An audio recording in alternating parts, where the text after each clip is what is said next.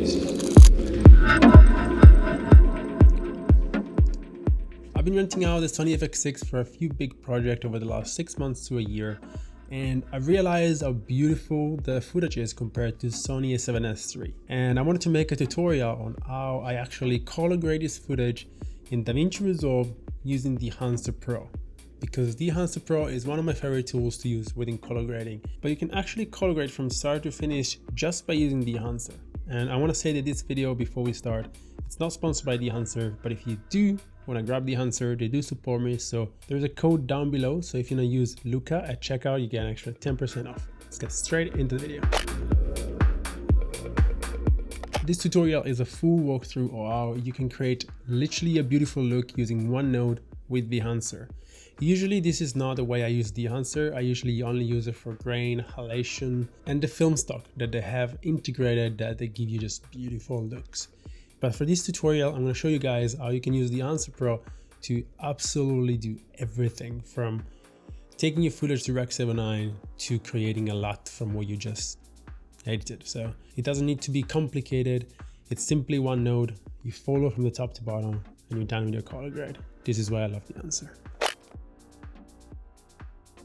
We have 3 different shots selected here with similar lights, but I wanted to show you guys how you can create 3 different completely looks from Dehancer using 3 different film stocks. So what we're going to do is making the first one, then we're going to copy and paste it into the second and the third footage, and we're going to change the film and just adjust and just show you guys how simple it is to make 3 different looks within Dehancer within one node, just all together. Also, please bear with me.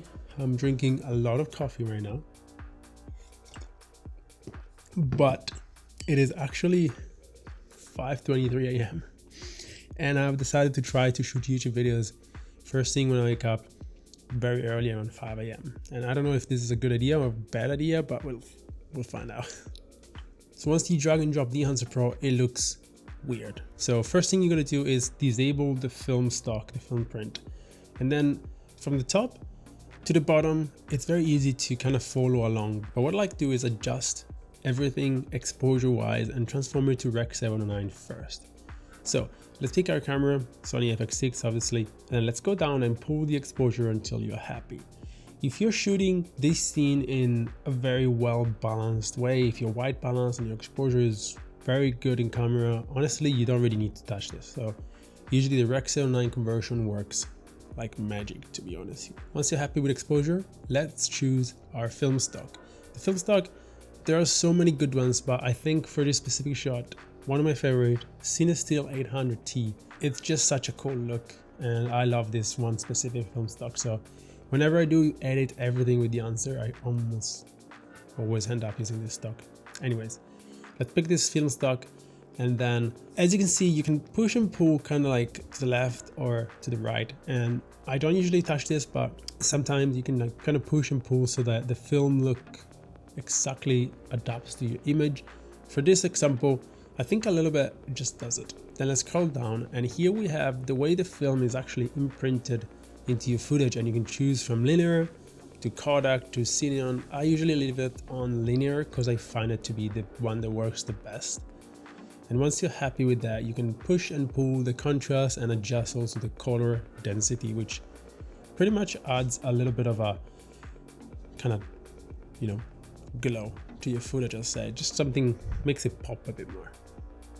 Then down below we have color head. Color head is very important because here's where you can balance your footage with the color. So you can adjust your shadows, your midtones, your highlights, but also adjust if you want to add anything in terms of actual color, so blue to yellow or something like that. What I usually do here is just kind of understand if the film stock is actually creating something weird in my footage or it's affecting the footage exactly the way I want it. So I just use this to kind of balance it out and to make the exposure and the look more even and nicer. Let's scroll down to grain, and my favorite grain to use is the 35mm at ISO 50, but it looks very grainy. So let's go up here to custom, and then you can change the parameter of the 35mm ISO 50.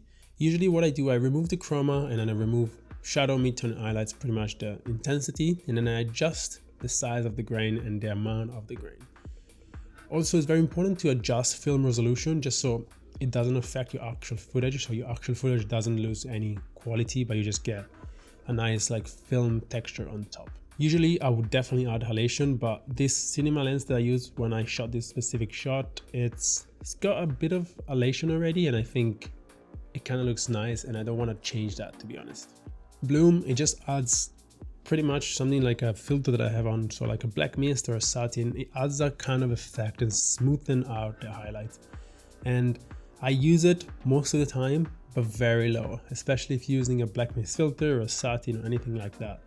It just gets a bit too overpowering, so definitely add bloom, but then adjust the impact to just a little bit so that adds the beautiful soft highlights, I'd say. And now you're pretty much done. I don't really touch anything else because it just adds a little bit too much, to be honest. But if you go down to the bottom, you can now export this as a LUT and use it on any footage you want in the future. Now let's take this one specific node that we just finished and we're happy with the way this looks. Let's copy and paste it into the next one and onto the next one. And as you can see, they look a bit weird. You definitely need to adjust some things. So what we're gonna do is create a different look. So let's disable the film look. Let's reset all of the parameters under the color head and under the exposure. What you want to do is adjust the exposure first so it looks nice. And then let's go back into the film grid and let's scroll through and see what looks good. I think for this one, Kodak Gold 200 actually looks beautiful, but we definitely need to adjust some color, add a bit of glow. And for this specific shot, I actually use my Sigma 2470. So it's a very nice and precise and beautiful lens, but doesn't have any imperfections. So we're definitely going to add a bit of halation, and always remember to just adjust your parameter. Don't leave it as it is, because it's just usually a bit too strong. So I usually just take down the impact and the amplify, and that does it for the way I like to recreate halation in my footage. And that's pretty much it. In like 30 seconds we have a complete different look from Cinestill 800T to Kodak Gold 200. They both look beautiful. We're gonna copy and paste this one, and as you can see, it's beautiful, but it's a bit too contrasty and the colors are a bit weird. So as we did before, disable the film, reset all the color head, and adjust the exposure first. We're gonna go through and select Kodak Portra 400, which is, I hope you know this film. It's just a beautiful film. It looks, I've said that about everyone, but all of these film stocks are amazing. But there's some films that are so famous in the film industry and in the film photography industry that you just want to recreate that look because it just looks cinematic. And this is one of them that, as you can see, as soon as you apply it, you almost don't need to touch anything. And I'm also pretty much just adjusting the halation, the bloom, the grain, have some texture, and you're pretty much done. It's that easy. So this is why Dehancer is one of my favorite tools when I color grade. And as I said before, I don't use it that way all the time. What I do is create my own look using my own LUTs that are linked below if you want, by the way.